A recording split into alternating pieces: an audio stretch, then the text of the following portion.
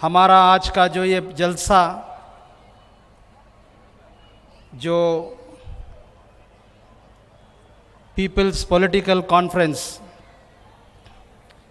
Power to people यानी इख्तिदार आवाम को, उसके उन्वान पे जो शुरू हुआ है और मुख्तलिफ़ स्पीकर्स यहाँ पर हिंदुस्तान की, हमारे कर्नाटक की रियासत की, यहाँ पर होने वाले मौजूदा हालात के बारे में तफसील से आपके सामने पेश किए हैं। अब ये जो काम है, जैसा कि आपको बताया कि मुख्तलिफ़ पॉलिटिकल पार्टीज़ 3M पर काम करती हैं। याद रखिए, ये आपको पूछना पड़ेगा ये 3M क्या है। एक है मनी, मसल और मीडिया।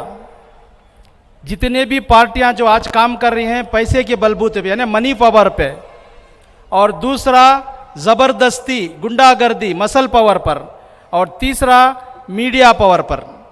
मीडिया को ख़रीद चुके हैं और आप जानते हैं कि ये जितना भी लूटा हुआ हमारा टैक्स का पैसा जो भी ओहदों में थे उसको करोड़ों करोड़ों के रुपये में वो खर्च कर कर इलेक्शनों के अंदर जीतते हैं। लेकिन हमारी social democratic party of India एक ऐसी तंजीम है, एक अनोखी पार्टी है, इसका किसी से हम मुकाबला नहीं कर सकते। कुछ लोग बोलते हैं कि आप भी वैसे ही पार्टी, आप भी ऐसे बड़ी। नहीं, हम इन सारी पार्टियों से उठकर बालातर होकर हम एक बड़ी बेहतरीन हक परस्त पार्टी हैं जो और लोगों को खरियों खरियों से लाते हैं, पैसे देते हैं, शराब देते हैं, पैसा दे के लोगों को बुलाते हैं।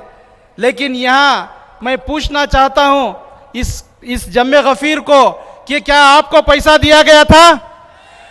नहीं, क्योंकि ये पार्टी किसी एक आदमी की नहीं है। ये social democratic party of India सारे अवाम की, मजलूमों की पार्टी है। तो इस पार्टी के लिए अगर हम काम करना है तो इसका ताउन भी होना चाहिए।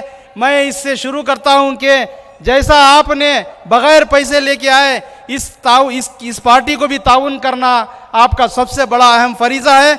आप आइंदा वोट भी देंगे, पैसा भी देंगे, ये उम्मीद करते हुए हमारे कारकुनान आपके सामने जो है बकेट लेके आएंगे चंदे के लिए। आप दिल खोलकर इसका इमदाद करती जाइए। मेरी बात शुरू करता हूं।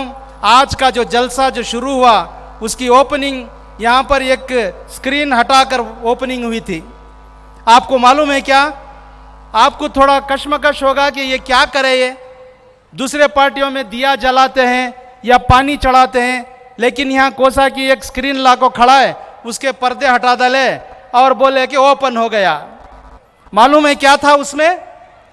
वो था हमारा दस्तूर का प्रियम्बल, यानी हमारे कॉन्स्टिट्यूशन का एक जो पूरा जुड़ा हुआ, कॉन्स्टिट्यूशन में जो सारी चीज़ें हैं उसका जिस्ट जो यानी उसकी एक तमहीदी बात है।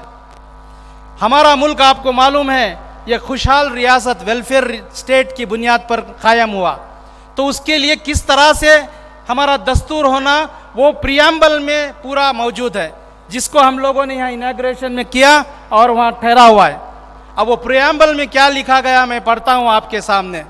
We the people of India having solemnly resolved to constitute India into a sovereign, socialist, secular, democratic republic and to secure to all its citizens justice, liberty, equality and fraternity।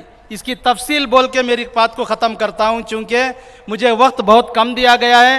हालात के बारे में मुझे बोलने की ज़रूरत नहीं है क्योंकि आप खूब बाखूब जानते हैं। तो हम ये रिजॉल्व करते हैं हिंदुस्तानी कि हमारा मुल्क एक सॉवरेन मुल्क है, यानी इस मुल्क के अंदर किसी एक की एजादारी नहीं चलेगी।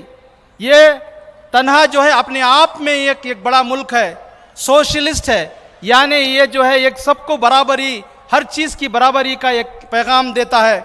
सेक्युलर है, हमारा मुल्क का कोई एक मजहब नहीं है। अब हाल में आपने सुना होगा कि यहाँ के मंत्रियों का ऐलान होता है कि हर स्कूल के अंदर गांधी गणेशा का तस्वीर बिठाना। हमको कोई हर्ज नहीं है, बिठा लो आप, लेकिन क्या ये सेक्युलरिज्म है? ये सवाल हम लोगों को करना चाहिए। दूसरा, डेमोक्रेटिक रिपब्लिक है, ये जमहूरियत है, अवाम है, लोकतंत्र की बुनियाद पर हमारा मुल्क बना है। तो इसे क्या वादा करते हैं ये मुल्क के लोग हमें कि हर बाशिंदे को जस्टिस, इंसाफ मिलेगा। इंसाफ किस में? समाज की इंसाफ, सोशली इंसाफ, इकोनॉमिकली इंसाफ और पॉलिटिकल इंसाफ। अब यहाँ सवाल है हमारा, जब इंसाफ की बात दस्तूर में कही गई है कि हर इंसान को समाजी एतबार से इंसाफ मिलना चाहिए, मैं आपको पूछता हूँ, आपकी सोशल लाइफ जो है वो क्या इंसाफ पसंद है? आपके साथ नाइंसाफी हो रही है, आपके साथ जो है बहुत बड़ी नाइंसाफी हो रही है समाजी एतबार से, इकोनॉमिकली यानी माली हालत में भी। आप देखते हैं कि हिंदुस्तान के तकरीबन 80 से 85% लोग गरीब हैं, जो बहुत रेखा से नीचे हैं, बीपीएल के बिलो लेवल में बहुत सारे लोग हैं। तो गरीब हैं तो फिर कहाँ से हमारा राज जो है वो इकोनॉमिकली जो है आज़ाद जस्टिस रहेगी? और तीसरी चीज़ पॉलिटिकल।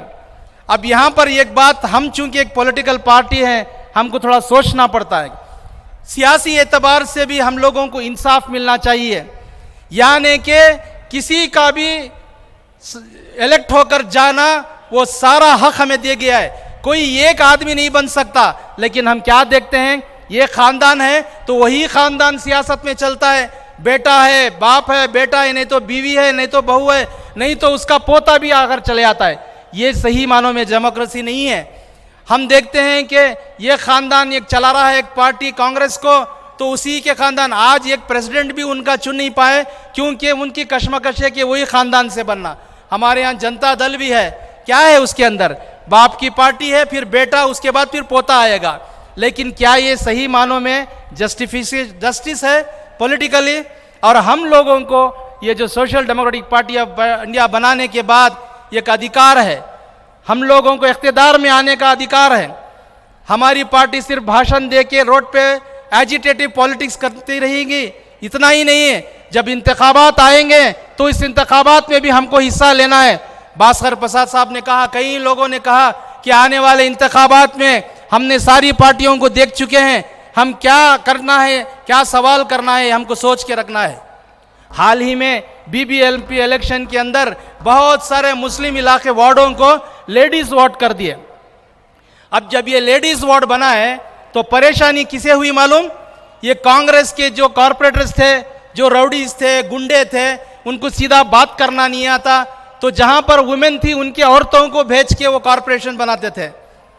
अब इनको रही है फिक्र, सोशल डेमोक्रेटिक इंडिया को कोई परेशानी नहीं है। आपके यहाँ जो हमारे यहाँ आई हैं बहनें, इसके अंदर से कितने को हम लोगों को कॉरपोरेटर बना सकते हैं, एमएलए बना सकते हैं। आप जान सकते हैं कि उनकी कुर्बानी, इनकी तरबियत। तो बहरहाल लिबर्टी की बात आती है तो लिबर्टी ऑफ थॉट, हमें आज़ादी है सोचने की, हमें बोलने की आज़ादी है, हमारे धर्म की आज़ादी है, बिलीफ एंड फेथ की आज़ादी है। लेकिन क्या ये मुकम्मल हो रही है? क्या हम हमारे अपने आप को अच्छा सोच सकते हैं? क्या हम हमारा एक्सप्रेशन कर सकते हैं, बोल सकते हैं? उस पर कई कानूनें लगाकर हमें पाबंद किया जाता है। और हमारा धर्म, फेथ के बारे में बोलते हैं, तो आपको कौन सा मजहब चाहिए, वो मजहब में क्या इख्तियारात दिए गए हैं, इसकी पूरी आज़ादी हमें दी गई है कॉन्स्टिट्यूशन में। लेकिन क्या मिल रहा है, ये हमको याद करना है, सोचना है। इक्वालिटी की बात आती है, इक्वालिटी ऑफ स्टेटस, आदमी को तन्हा उसकी जो बराबरी का एहसास होना है कि मैं किसी से कम नहीं, मैं भी सबके बराबर हूं। लेकिन ये एक वर्ग को, मुसलमानों और दलितों को बहुत नीचा और कम बताकर ये लोग काम कर रहे हैं, इसके बारे में भी हमको सोचना है। और अपॉर्चुनिटी, जो जराए हैं, जो भी चीज़ें हैं, सबको बराबर हिस्सा देने में, चाहे वो तालीम का हो, पानी का हो, खाने का हो, बिजली का हो, सेहत का हो, हर चीज़ को देने का वादा हम लोगों को इस कॉन्स्टिट्यूशन में मिला है।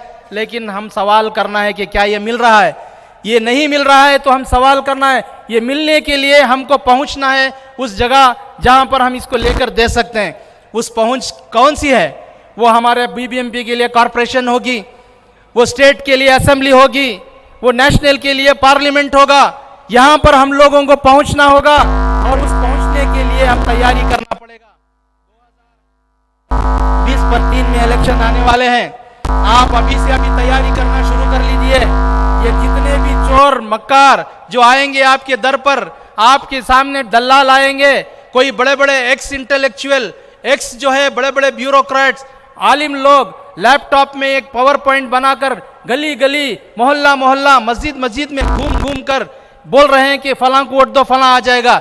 ये यहाँ करते करते बस यहीं नहीं बैठे।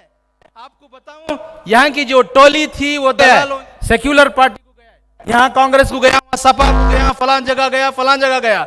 हम इनको 80% वोट देके इनको इख्तिदार पे लाते हैं, उसके ऊपर आवाज उठाने वाला नहीं है। हमें हमारी सिटीजनशिप के बारे में सवाल किया जा रहा है, इसके बारे में कोई पूछ नहीं है। और ये लोग आकर हमको जो है कहते हैं, इस मर्तबा का जो इंडिपेंडेंस डे मनाया गया था, हम हमेशा की तरह मनाते हैं, झंडा लगाते हैं, लेकिन इन्होंने एक नया बनाया फॉर्मूला, हर घर झंडा। हम इनको पूछना है, हमने हमारी आंखों से देखा है, 25 साल पहले से हम देख रहे हैं, न जाने इससे पहले यहाँ पर एक बन्नप्पा पार्क बोलकर है कॉरपोरेशन के सामने, उस ग्राउंड में 14 तारीख की रात को ये आरएसएस वाले इनका झंडा चढ़ाते और कहते थे कि हम हिंदू राष्ट्र बनाएंगे। ये लोग कभी हमारा तिरंगा नहीं चढ़ाए थे, अब आज ये हमको सिखा रहे हैं कि तिरंगा लगाओ, तिरंगा लगाओ, तिरंगा लगाओ। ये सवाल हमको करना है, और ये हमारे लिए उबुल वतनी के बारे में सवाल करते हैं। ये हो नहीं सकता, हमें इख्तियार है प्रोटेस्ट करने, हो नहीं सकता। जब ना बराबरी, इनजस्टिस हो रहा है, तो जस्टिस के लिए आवाज उठाने का हमारा हक है। तो उस हक को लेकर social democratic party of India खड़ी है। उम्मीद है कि आप लोग सब मिलकर इस कारवान को, ये पार्टी नहीं बल्कि कारवान है, इस कारवान को लेकर आगे चलेंगे। आने वाली नस्लों को जो है आजादी सही मानों में ये प्रेम्बल का पूरा नतीजा मिलेगा। ये कहते हुए मेरी बात को खत्म करता हूं। अस्सलामु अलैकुम रहमतुल्लाहि व बरकातुहू।